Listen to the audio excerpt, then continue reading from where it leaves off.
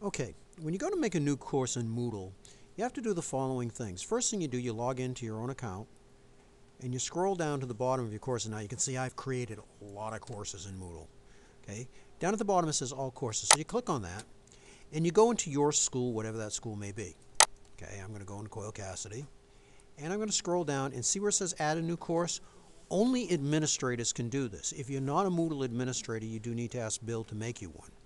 Alright, so what we're going to do is we're going to click on add a new course, and because this Moodle is very slow. Now there's an interesting thing that happens.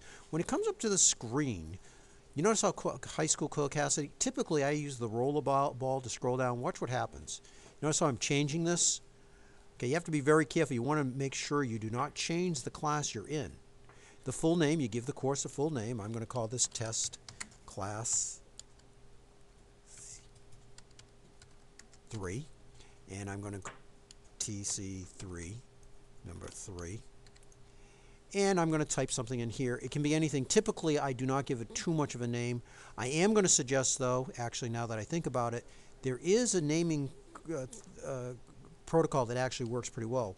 Last name of the teacher that you who wants the course, comma, first initial, dash, and then the name of the class. All right, and here, typically all I do is I just copy and paste the teacher's information there. They are going to edit that information. I personally prefer to have mine as a topics format. Again, that's up to the individual teacher. You have the start date, the start of the school year. This should say hidden section shown in collapse. The rest of the stuff is actually pretty simple and pretty basic. All right. So one thing though is you want to do is when you scroll down to the bottom, all right, the course is available to students, and then you hit Save Changes.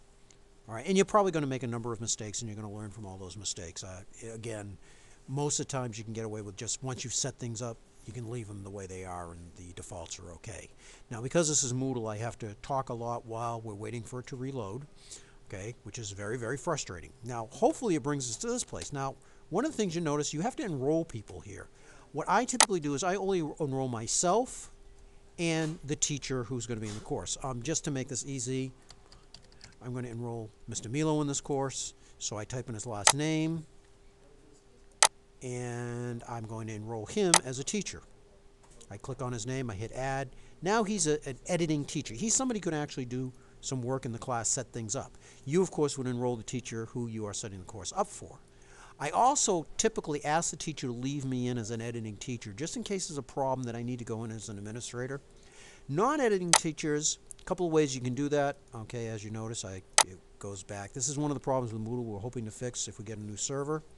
I have no non-editing teachers. At Coyle Cassidy High School, we always enroll our principal and our academic principal because they like to keep track of it. All right, so you might want to do that. Okay, what will happen is when your new teacher logs in, they will find their new course there, and then it's their job to edit the settings, put in their syllabi, that kind of stuff. I'm going to be giving you some more tutorials on how to do that in just a very, very short time.